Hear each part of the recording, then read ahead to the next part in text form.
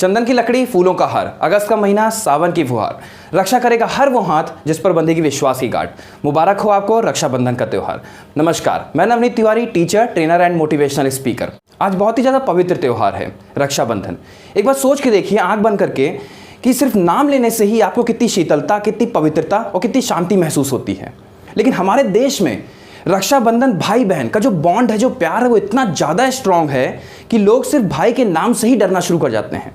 School में, colleges में, रास्ते चलते अगर लड़कियां किसी लड़के को भाई बोल दें या भैया बोल दें तो लड़के पहले ही बैकआउट कर जाते हैं कि नहीं, सब कुछ ठीक है लेकिन भैया ना बोलना।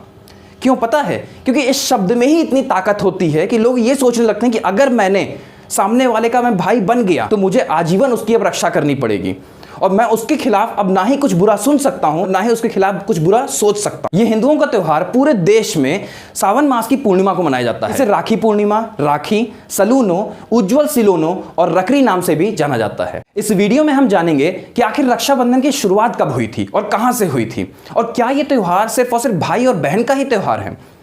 इस वीडियो को पूरा एंड तक देखिएगा। और उससे पहले अगर आपने इस चैनल को सब्सक्राइब नहीं किया है और आप एक प्रिंसिपल, टीचर, डायरेक्टर, स्टूडेंट या फिर एक पेरेंट हैं तो इस चैनल को जरूर सब्सक्राइब करें। आज से हजारों साल पहले महाभारत में द्रौपदी ने अपने साड़ी के पल्लू को फाड़ करके उसका एक छोटा सा चीर कृष्ण के बांधा था और इसी के बदले कृष्ण ने उनको वचन दिया था कि समय आने पर मैं इस छोटे से चीर के बदले तुम्हें असंख्य चीर भेंट करूंगा और आजीवन रक्षा प्रदान करूंगा। आइए शुरू करते हैं। शिशुपाल की मां, जो कि कृष्ण की मौसी लगती थी, उन्होंने कृष्ण से शिशुपाल को ना मारने का वचन लिया था क्योंकि शिशुपाल बचपन से ही काफी उद्दंड प्रकार का व्यक्ति था, काफी क्रूर था। वो कृष्ण से बचपन से ही नफरत करता था। वो जब भी कृष्ण को देखता तो उन्हें काफी अभद्र भाषा उनके खिलाफ प्रयोग करता, काफी उल्टा सीधा बोलता और लोगों को कृष्ण के खिलाफ भड़काता। शिशुपाल की मां कृष्ण को बहुत अच्छे से जानती थी, इसीलिए वो शिशुपाल को उनसे बचाना चाहती थी।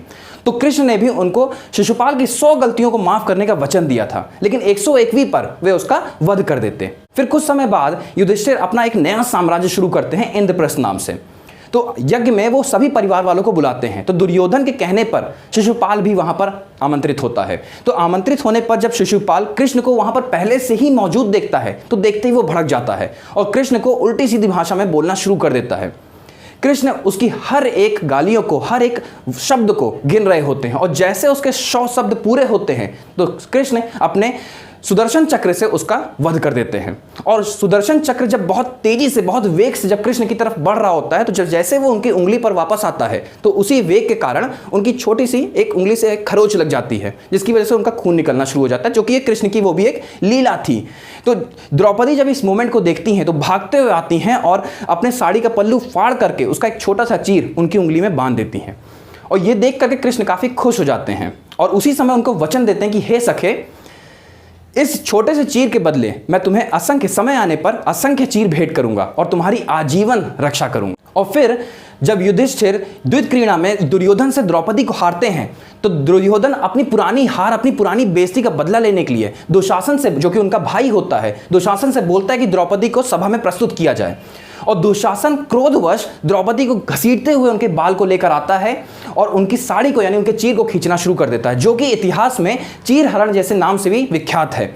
और तभी द्रौपदी श्री कृष्ण का जाप करना शुरू करती हैं और कृष्ण, जो द्रौपदी उनके उंगली पर चीर बांधी होती हैं, वो धीरे धीरे उस चीर को खोलना शुरू करते हैं और शक्ति से वही चीर खुलते खुलते द्रौपदी के चारों तरफ लपेट जाता है, जिसकी वजह से दुशासन साड़ी खींचता चला जाता है लेकिन उनकी साड़ी खत्म नहीं होती है। और इस प्रकार कृष्ण अपना उस वचन को पूरा करते हैं और द्रौपदी की रक्षा करते हैं। इसलिए श्री कृष्ण कहते भी हैं, यदा यदा ही धर्मस्य ग्लानिर्भवति भारत अभ्युत्थानं धर्मस्य तदात्मानं सृजाम्यहम्। अर्थात जब जब पृथ्वी पर धर्म की हानि होगी और पाप बढ़ेगा तब तब कृष्ण इस धर्म की स्थापना के लिए प्रकट होंगे। यहाँ पे आपने एक चीज नोटिस की कि क्या कृष्ण द्रौपदी के भाई लगते थे? ना जी ना, वो उनको सखा बुलाते थे, यानी उनके मित्र थे। तो यहाँ पर एक बात तो क्लियर हो गई कि रक्षाबंधन सिर्फ और सिर्फ भाई बहन का त्यौहार नहीं है। रक्षाबंधन यानी बॉन्ड ऑफ प्रोटेक्शन, रक्षा का बंधन, ये उन सभी का त्यौहार है जो किसी की रक्षा करते हैं या फिर करना चाहते हैं। फॉर एग्जाम्पल, एक आर्मी मैन अपने पूरे देश की रक्षा कर रहा होता है, माँ बाप अपने बच्चों की रक्षा कर रहे होते हैं, भाई अपनी बहन की और बहन अपने भाई की रक्षा कर रही होती है। एक फ्रेंड अपने फ्रेंड की रक्षा कर रहा होता है जब भी उसको लड़ाई झगड़े की जरूरत पड़ती है या फिर उसको मेंटली सपोर्ट की जरूरत पड़ती है। ऐसे बहुत सारे मौके आते हैं कि बच्चे अपने माँ बाप से बहुत सारी बातें शेयर नहीं कर पाते हैं, तो वहाँ पर उसका दोस्त ही वहाँ पर खड़ा मिलता है जिससे कि उसको डिप्रेशन से बाहर निकाला जा सके। शादी के समय हस्बैंड अपनी वाइफ को वचन देता है कि वो आजीवन उसकी रक्षा करेगा, और वाइफ अपने हस्बैंड को यही वचन दे रही होती है। एक टीचर, एक शिक्षक अपने स्टूडेंट को रक्षा प्रोवाइड कर रहा होता है, उसे ज्ञानी बना करके, उसे सक्षम बना करके, जिससे कि आने वाले घड़ी में चाहे जितनी कठिनाई क्यों ना आ जाए वो उससे डट करके सामना कर सके, अपने पैरों पे खड़ा हो सके। तो एक बार आप सोच के देखिए कि क्या आप सिर्फ अपनी बहन की रक्षा करते हैं? नहीं, आप हर उस रिश्ते की रक्षा करते हैं जिनसे आप जुड़े होते हैं।